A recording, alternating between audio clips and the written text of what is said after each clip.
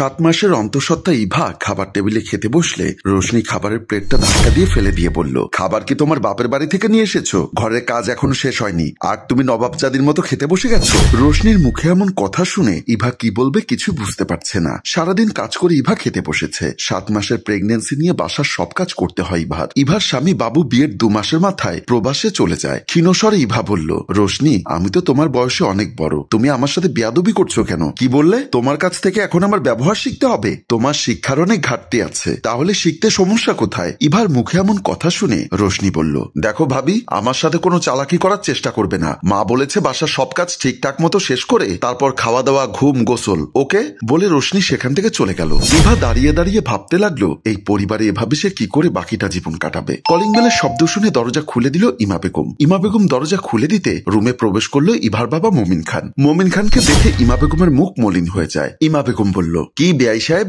মেয়েকে দেখতে মেয়ের বাড়িতে চলে আসতে হয়? মমিন খান একটা হাসি দিয়ে বলল, কি যে বলেন না বেআইন সাহেবা, শুধু কি মেয়েকে দেখতে আসি, সাথে আপনাকেও তো দেখতে আসি। মমিন খানের কথা ইমা বেগমের একটুও ভালো লাগেনি, তাই ইমা বেগম মুখ ভেঙচি দিয়ে বলল, আসুন ভেতরে আসুন, এসে যখন পড়েছেন খালি মুখে তো আর যাবেন না, ভেতরে গিয়ে বসুন, আমি আপনার জন্য চা নাস্তা রেডি করছি। ইমা বেগমের মুখে এমন কথা শুনে মমিন খান লজ্জায় মাথা নিচু করে বলল, না বেআইন সাহেবা, আপনার চা নাস্তা কোনো কিছু রেডি করতে হবে না, আমি বরং আমার মেয়েটাকে এক নজর দেখে চলে যাই, শুধু শুধু আপনাদেরকে বিরক্ত করে লাভ কি? বলেই মমিন খান ইভার বেডরুমের দিকে পা বাড়ালো। ইমা বেগম আর কিছু না বলে রুমের ভেতরে চলে যায়। মমিন খান রুমে প্রবেশ করতেই চোখ পড়ল রান্নাঘরের দিকে। মমিন খান দেখলো 7 মাসের গর্ভবতী ইভা বেসিনে দাঁড়িয়ে দাঁড়িয়ে থালা বাসন পরিষ্কার করছে। ইভার এরকম শরীর নিয়ে কাজ করতে দেখে মমিন খানের চোখ কপালে উঠল। মমিন খান মনে মনে ভাবতে লাগলো, এই বাড়িতে যারা বাস করে এরা কি মানুষ নাকি মানুষরূপী জানোয়ার? নিজের মেয়ের এমন করুণ দৃশ্য দেখে মমিন খানের দু চোখ বেয়ে জল গড়িয়ে পড়তে লাগলো। মমিন খান আস্তে আস্তে রান্নাঘরে প্রবেশ করে। ইভা তার বাবা মমিন খানকে রান্নাঘরে প্রবেশ করতে দেখে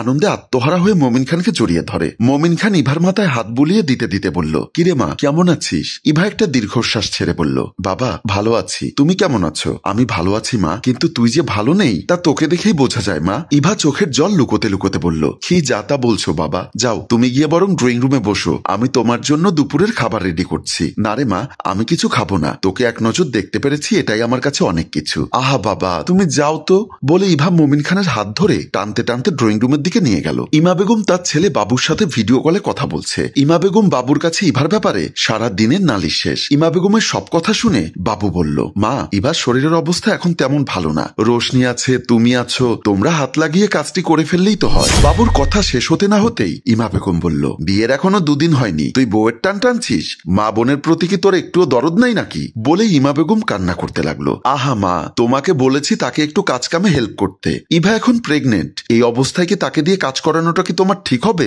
কেন, আমরা কি স্বামীর সংসার করিনি? তোকে পেটে নিয়ে বাড়ির সব কাম কাজ আমাকে একা করতে হয়েছে, কই আমার তো কোনো সমস্যা হয়নি। বাবু বুঝতে পারলো তার মায়ের সাথে অযথা কথা বলে কোনো লাভ নেই। বাবু একটা কথা বললে তার মা তাকে 100টা কথা শোনাবে, তাই আর বাবু কোনো কথা না বলে কাজ আছে বলে ফোন রেখে দিল। বাবু ফোন রেখে দিলে ইমা বেগম একলা একলা বলতে লাগলো, মনে হয় বিয়ে আমার ছেলে একাই করেছে, দুনিয়াতে আর কেউ বিয়ে করেনি, এখন মায়ের থেকে বউ বড় হয়ে গেছে, না হলে বউয়ের কথায় চলতে হয় কেন? ঘর ঝাড়ু দিচ্ছে ইভা, এমন সময় রোশনি এসে বলল, ভাবি তুমি এখানে কাজ ফেলে রেখে টাইম পাস করছো? রোশনির মুখে এমন কথা শুনে ইভা বলল, রোশনি কি বলছো তুমি এসব? বাসার সব কাজ তো আমাকেই করতে হয়, তাহলে আমি কাজ ফেলে রেখে টাইম পাস করতে যাব কেন? ভাবি দিন দিন তোমার সাহস বেড়েই চলেছে। ঠিক এমন সময় রুমে প্রবেশ করলো ইমা বেগম। ইভাকে রোশনির সাথে তর্ক করতে দেখে ইমা বেগম ইভার চুলের মুঠি ধরে বলল, কাল নাগিনী, ছেলের মাথাটা তো খেয়ে শেষ করেছিস, আর এখন আবার মুখে মুখে তর্ক করিস? ইভা বলল, মা আপনি কি বলছেন এসব? আমি কি করেছি আপনার সাথে, আর কখন মুখে মুখে তর্ক করলাম? মা এখনো 1 বালতি কাপড় বাথরুমে রেখে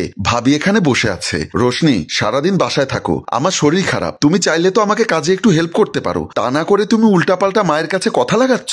দেখো বৌমা, তোমাকে আমার ভালো করে চেনা আছে, বেশি কথা না বাড়িয়ে বাড়ির কাজগুলো ঠিকঠাক মতো করো। বলে ইমা বেগম রুম থেকে বেরিয়ে গেল। রোশনিও মুখ ভেঙচি দিয়ে তার রুমের দিকে চলে যায়। রাতে ইভা বাবুর সাথে ভিডিও কলে কথা বলছে। ইভা বলল, আমার খুব ভয় হচ্ছে, তোমাকে এই মুহূর্তে আমার পাশে থাকাটা খুব প্রয়োজন বাবু, তুমি কোনো চিন্তা করো না, বাসায় মা আছে, রোশনি আছে, তোমার কিচ্ছু হবে না। বাবু তুমি দেশে চলে এসো, আমি বুঝতে পারছি না কি হবে, আমার শরীর খুব খারাপ করছে।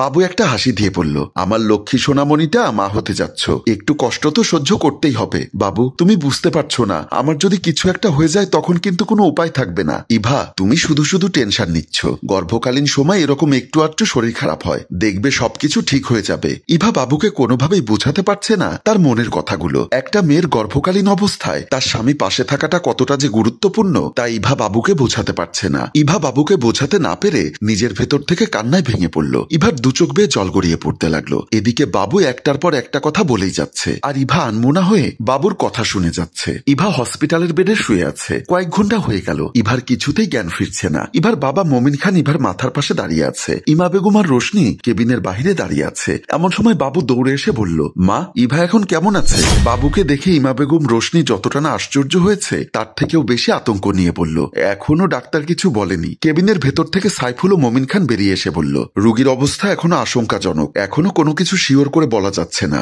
যত টাকা লাগে লাগুক, তবুও আপনি আমার ওয়াইফকে সুস্থ করে তুলুন প্লিজ। ডাক্তার সাইফুল বলল, শান্ত হন আপনি। তাছাড়া এখন সবাই যেভাবে ওনার যত্ন নিচ্ছেন ঠিক সেভাবে যদি গর্ভকালীন অবস্থায় প্রথম দিকে যত্ন নিতেন তাহলে আজকে রোগীর এই অবস্থা হতো না। রোগী অতিরিক্ত পরিশ্রম আর পর্যাপ্ত পরিমাণ বিশ্রাম না নেওয়ার কারণে শরীর দুরারোগ্য আক্রান্ত হয়ে পড়েছে। রোগীর অবস্থা এখনো আশঙ্কাজনক, আল্লাহকে ডাকতে থাকুন বলে ডাক্তার সাইফুল সেখান থেকে বেরিয়ে গেল। আর মমিন খান হাউমাউ করে কান্না করতে লাগলো। মমিন খান কান্নার এক পর্যায়ে বলতে লাগলো, বেআইন সাহেবা, আপনি আমার মেয়েটাকে শেষ করে ফেললেন। হে আল্লাহ, তোমার কাছে আমার মেয়ের জীবনটা ভিক্ষা চাই, তুমি আমার মেয়েকে সুস্থ করে দাও। আমার মেয়ে যদি সুস্থ হয়ে যায় এই বাড়িতে আর কখনো আমার মেয়েকে পাঠাবো না, হে আল্লাহ বলে চিৎকার করে কান্না করতে লাগলো মমিন খান। সম্মানিত ভিউয়ার্স, আমরা যদি পরের ঘরের মেয়েকে ঘরের মেয়ের মতো করে দেখি তাহলে হয়তো অকালে জীবন দিতে হবে না ইভার মতো মেয়েদের। আমাদের গল্পটি যদি আপনাদের ভালো লেগে থাকে তাহলে লাইক, কমেন্ট ও শেয়ার করে আমাদের পাশেই থাকুন। গল্পটির রচনায় মোশাররফ হোসাইন মৃদুল, পরিচালনায় হাশেম রাজু, চিত্রগ্রহণ ইফতি হুসাইন।